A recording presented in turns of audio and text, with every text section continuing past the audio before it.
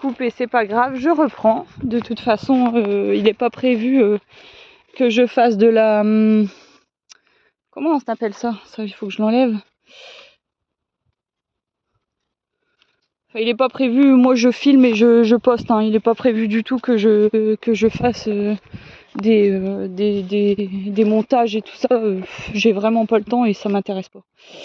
Bref, et donc du coup, qu'est-ce que je disais?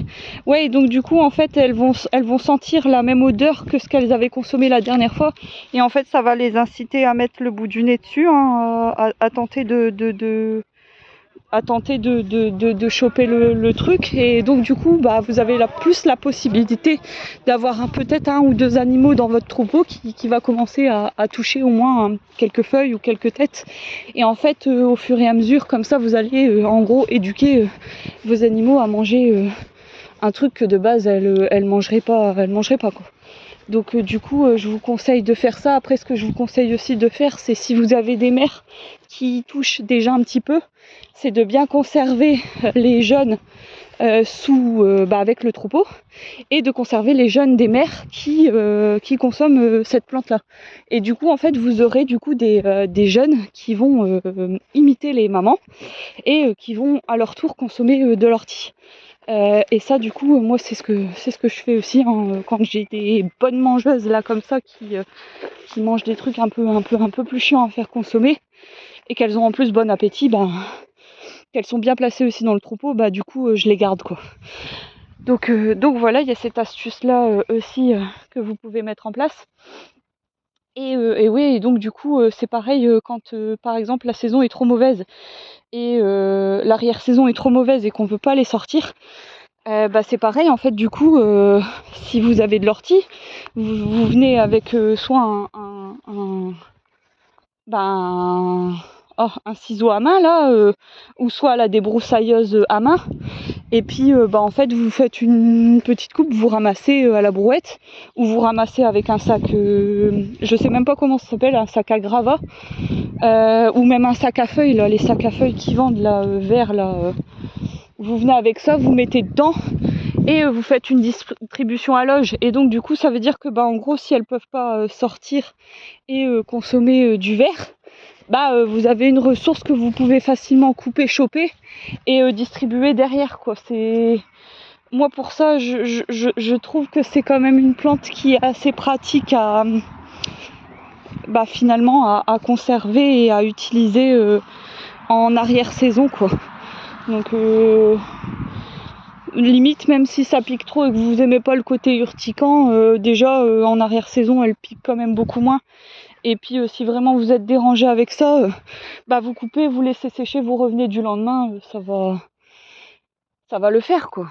Ça va le faire. Je place mon filet en même temps. Donc voilà pourquoi en fait je touche pas l'ortie en hors saison, c'est parce qu'en fait en saison, voilà pourquoi je touche pas l'ortie en saison, c'est parce que je l'utilise en hors saison. Voilà, c'est simplement ça. Et après moi ce que j'ai remarqué aussi au niveau de l'ortie, en hors saison elle le consomme plus facilement parce que comme je vous dis, la plante elle a moins de vigueur, donc elle doit certainement moins piquer.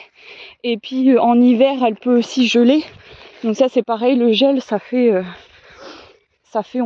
comment on pourrait dire ça fait congestionner la brûlure, enfin ça la, comment on peut dire ça, en gros quand c'est gelé, c'est le côté brûlant, vous l'avez plus quoi, c'est grillé en gros, enfin c'est comme si votre plante elle était un peu cramée quoi. Donc du coup c'est intéressant aussi d'avoir de l'ortie l'hiver. Et puis aussi ce que j'ai remarqué, c'est que bien souvent quand vous allez voir l'ortie, il y a beaucoup d'insectes en saison. Il y a vraiment beaucoup d'insectes quand vous faites de la taille ou de l'arrachage d'ortie. Il y a quand même pas mal, enfin moi en tout cas chez moi, il y a pas mal d'insectes dessus en saison. Et en fait j'ai l'impression que ça dérange aussi les animaux d'avoir de l'insecte sur les feuilles. Donc soit c'est blindé de pucerons, soit c'est plus au sol. Il y a pas mal d'espèces de petits cloportes là qui sont vers le bas de la plante. Et je pense qu'à mon avis ça doit peut-être aussi déranger les animaux quand elles veulent y toucher, quoi. Donc voilà. Donc j'espère que ça a été clair. Bon bah là rien de nouveau au niveau du pâturage, c'est comme les autres, quoi. Il y a beaucoup de gâchis et beaucoup d'herbes qui sont à plat, mais on va continuer les tours comme je l'ai fait depuis le début de la saison. Si vraiment je vois que c'est trop la merde, j'appellerai le voisin s'il peut pas faire un coup de fauche, mais bon, un coup de fauche là-dessus, on peut rien faire, quoi. Donc s'il faut même fin de saison pour faire de l'enrubanné au mois de septembre, l'herbe elle se sera certainement relevée. Et puis ce qui est fauché est fauché, ce qui reste au sol va pourrir et va se désagréger, et puis on verra bien ce que ça donne.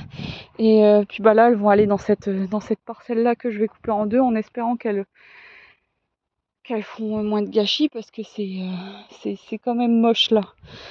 C'est vraiment pas terrible. Elles pourraient avoir vraiment beaucoup. De toute façon on voit qu'elles ont coupé l'herbe, hein, mais